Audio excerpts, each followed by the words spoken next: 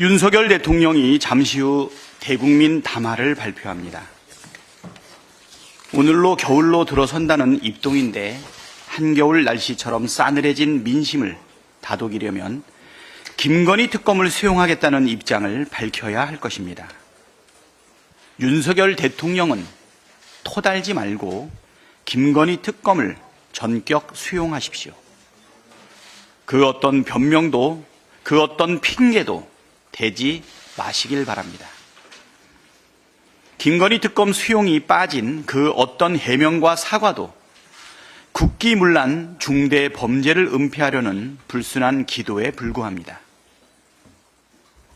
죄를 지었으니까 특검을 거부하는 것이라던 대통령이 김건희 특검을 거부하는 것은 본인이 죄를 지었다는 자백일 뿐입니다.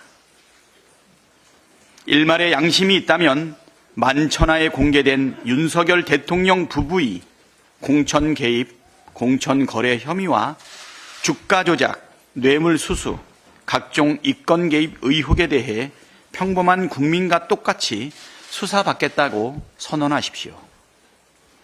특검으로 죄가 확인되면 그에 합당한 벌을 받겠다고 육성으로 밝히십시오.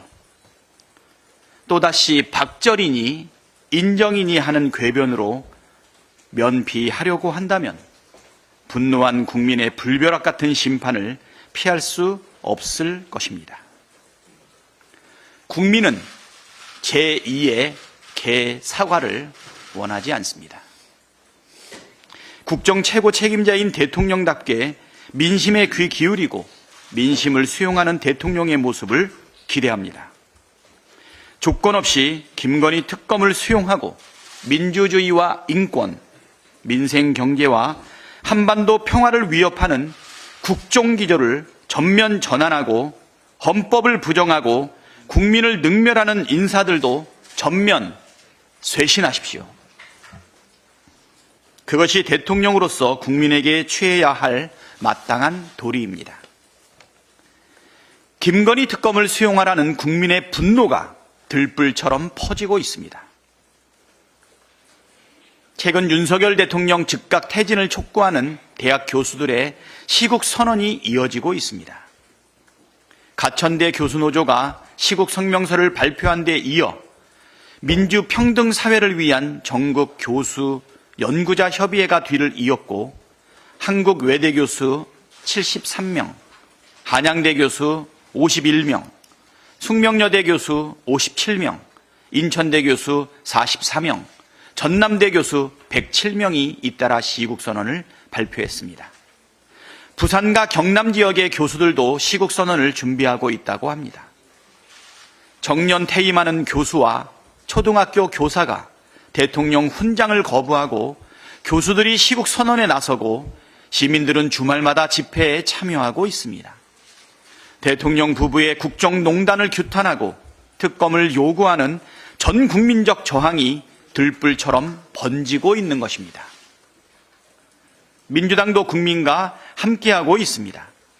국회에서는 그저께부터 김건희 특검법 관철을 위한 국회의원 비상행동을 시작했고 지난 주말에 이어 이번 주에도 김건희, 윤석열 국정농단 규탄과 특검 촉구 제2차 국민행동의 날 집회를 개최합니다.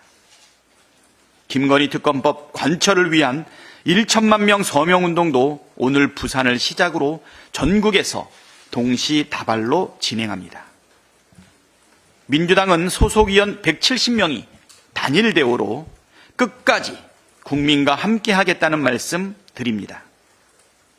김건희 특검 끝장을 보겠습니다. 미국 대선에서 트럼프 후보가 승리했습니다. 국제 정세도 한미 관계도 거대한 변화가 예상됩니다. 당장 우크라이나 러시아 전쟁도 새로운 국면에 접어들 가능성이 매우 높습니다. 트럼프 당선인은 이미 러시아와 담판을 벌여 빠른 종전을 추진하겠다고 공언한 바 있습니다. 이런 마당에 우리 정부가 섣불리 파병이나 무기 지원을 할 이유가 있습니까? 정부는 설레발 치지 말고 파병과 무기 지원 계획 모두 중단하십시오. 그것이 국익에 부합합니다. 이상입니다. 예, 다음은 진성준 정책위 의장님의 발언이 있겠습니다. 윤석열 대통령은 국회 시정연설을 거부한 바로 다음 날 전국 새마을 지도자 대회에 참석해서 저항에 맞서 4대 개혁을 완수하겠다 이렇게 주장했습니다. 국회 시정연설도 패싱하면서 국회의 협조가 필요한 개혁을 어떻게 완수한다는 말입니까? 8개월 넘게 국민의 생명을 위협하는 의료 대란, 공론화 결과를 뒤엎은 연금개혁, 장시간 근로에 노조를 악마화한 노동개혁, 5살 조기 입학만 기억나는 교육개혁 아닙니까? 4대 개혁이 아니라 대통령 본인의 고집만 관철하려는 4대 독선입니다. 언제까지 이 마이웨이를 이어갈지 국민의 인내도 한계치에 이르렀습니다. 대통령실의 자화자찬도 기가 막힙니다.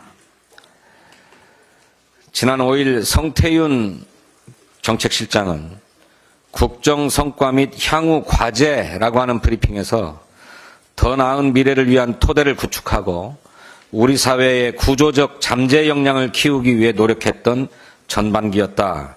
이렇게 자평했습니다. 어제는 김태효 국가안보실 1차장이 글로벌 중추 국가 비전에 따라 안보, 경제 이익을 극대화해왔다라고 외교 성과를 자랑했습니다. 초부자 감세로 2년 연속 역대급 세수펑크를 내고 나라 재정을 파탄내고 있는 정권이 누구이길래 이런 자화자찬입니까? 북한의 러시아 파병이 한반도를 위협하는데 우리도 파병해야 되겠다 하는 정권 아닙니까? 임기 절반을 남겨둔 대통령의 국정 지지율이 10%대인 이유를 정말 모르는 것인지 한심합니다. 잘한 일이 없다라고 하는 국민의 반응이 74%에 이릅니다. 전국 곳곳에서 시국선언이 잇따릅니다. 레임덕을 넘어서 데드덕 수준이란 말까지 나옵니다. 윤석열 대통령은 잠시 후에 있을 대국민 담화와 기자회견에서 자화자찬이 아닌 통렬한 반성과 사과부터 내놔야 할 것입니다. 김건희 특검법 수용은 물론 명태균 게이트에 관한 법적 책임도 분명히 져야 합니다. 부자 감세, 또 안일한 경제 낙관론, 이런 재정 경제 정책의 기조도 전환하겠다라고 하는 의지를 밝혀야 할 것입니다. 취임 초반부터 엉망진창이었던 전면적인 인적 쇄신도 말할 것이 없습니다. 민주당은 이번 정기국회 내내 민생회복 예산 확보와 입법의 총력을 다할 것입니다. 아울러 국민과 함께 광장과 거리에서 정권에 맞서는 일도 마다하지 않겠습니다. 자영업자들의 한숨이 날이 갈수록 깊어지고 있습니다. 2022년도 자영업 소상공인들의 월 소득이 162만 원이었던 것으로 파악되었습니다. 당시 최저임금 191만 4,440원보다 30만 원이 적습니다.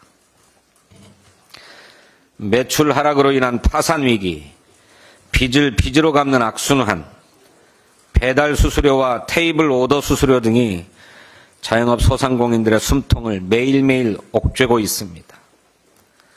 올해 3분기 소상공인들의 사업장당 이익은 바로 직전 2분기 대비 13% 넘게 급감했습니다.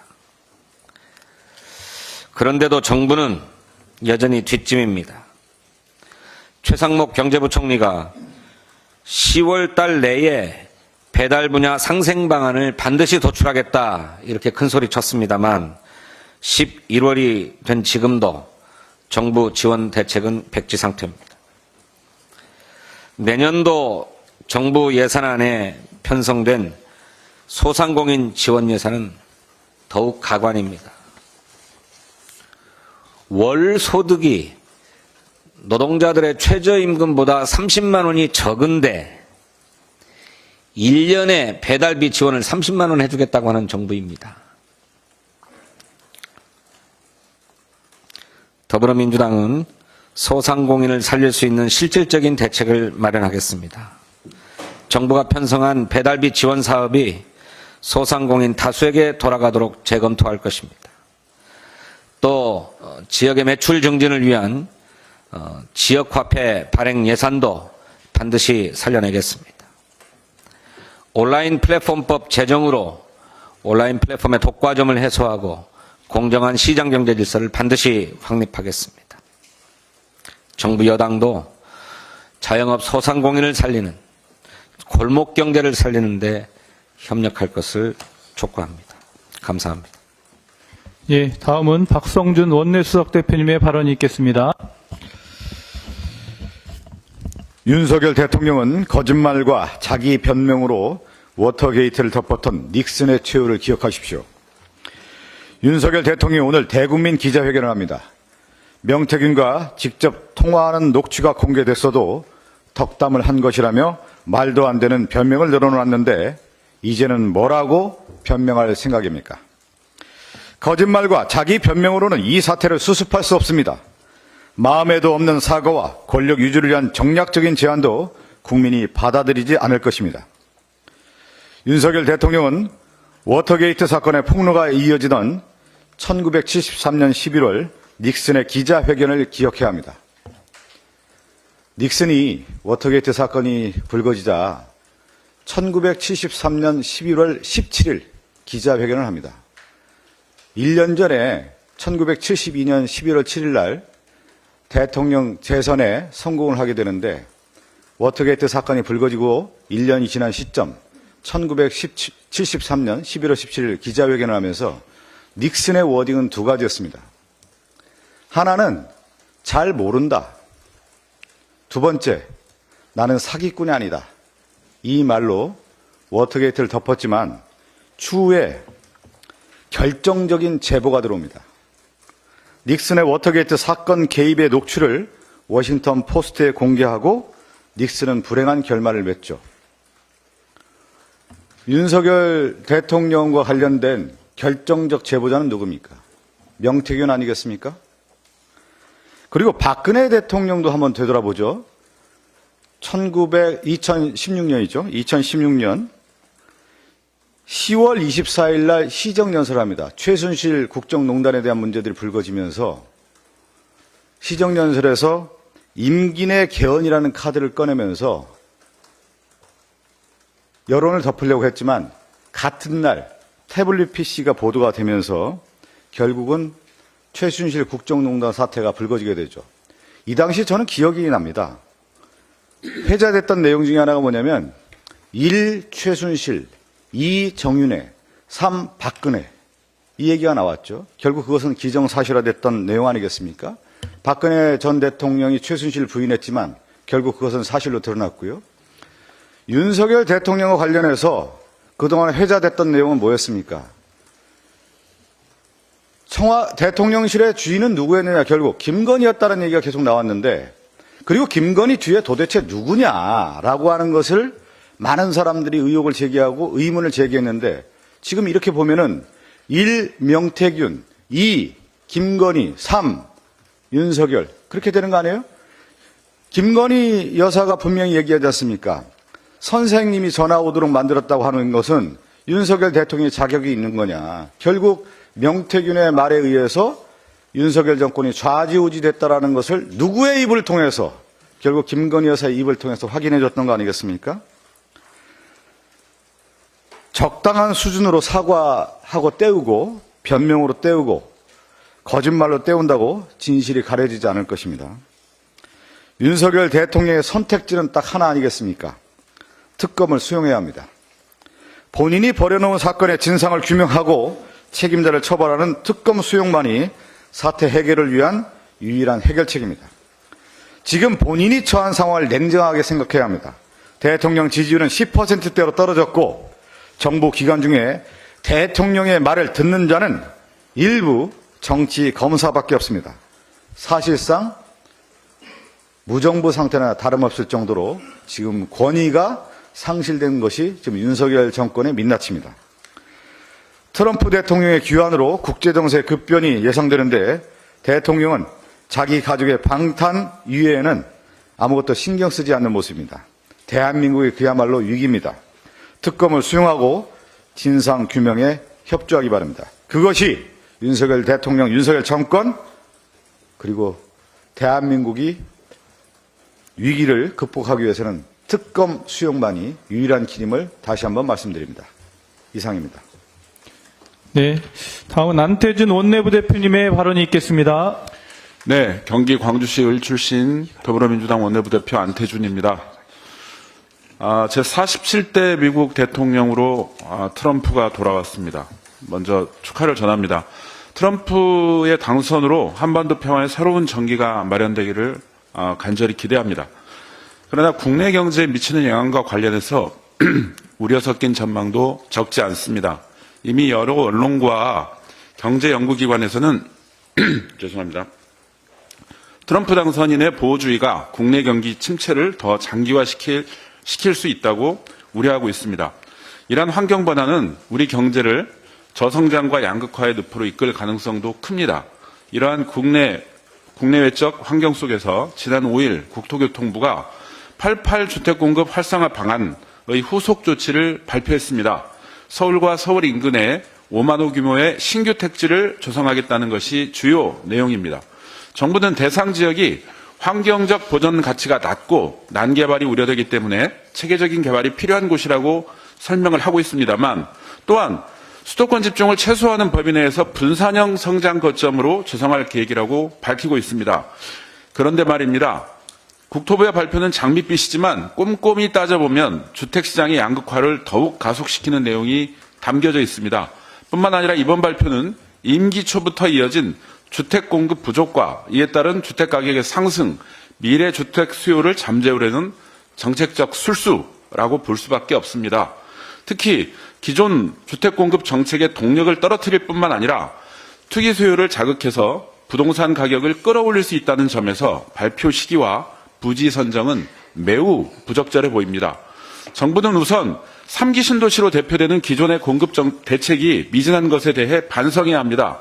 사업이 2년 이상 지연되고 있습니다. 이곳에 그러면은 역량을 집중해서 속도를 내야 하는데 이제는 그 동력이 수도권 5만 호 건설 사업으로 옮겨갈 수밖에 없습니다. 이렇게 된다면 3기 신도시 사업은 용두사미로 끝날 가능성이 있어 보입니다. 또 다른 우려가 있습니다. 가까운 시일 내에 5만 호 건설 부지에 대한 토지 보상이 진행됩니다. 서울 노른자 땅이거나 서울과 근접한 곳입니다. 보상이 시작되면 땅값은 들썩일 것이 뻔하고 인근 아파트 가격은 동반 상승할 것이 뻔해 보입니다. 그리고 이러한 효과는 수도권 전체로 확대될 수밖에 없습니다. 수도권 집값을 잡겠다고 공급을 확대하는 것인데 오히려 집값 상승을 부추기는 꼴이 됩니다. 참으로 아이러니한 일입니다. 정부는 수도권 주택 공급을 통해 집값을 잡겠다는 한계를 아직 자각하지 못한 모양입니다. 그것이 아니라면 윤석열 정부는 국토균형발전이라는 국정 철학을 스스로 부정하는 것입니다. 현재 수도권 주택 공급은 수도권 인구 유입만 가속화할 뿐입니다. 그러면 아파트 가격은 더 오르고 공급이 부족해지는 악순환이 반복됩니다. 윤석열 정부는 국정과제를 통해서 국민들께 주택 270만 호 공급을 약속했습니다. 그 약속을 지키기 위해서는 그린벨트 해저보다 지금 진행되고 있는 주요 공급 사업들을 확실하게 해결하는 것이 약속을 지키는 지름길이라는 것을 깨닫기 바랍니다. 다시 한번 말씀드립니다. 이번 발표된 사업은 얼마나 걸릴지도 모르는 주택 공급 사업인 동시에 수도권 과밀화를 부추기는 사업입니다. 특히 교통량 증가에 대한 고려 없이 졸속으로 발표된 땜질 처방입니다. 윤석열 정부에게 강력히 촉구합니다. 눈앞의 위기를 모면하기 위해 미래를 파괴하는 일은 없어야 합니다. 그린벨트가 투기벨트가 된다면 그 책임은 온전히 윤석열 정부의 몫이 될 것이라는 점을 명심하기 바랍니다. 감사합니다.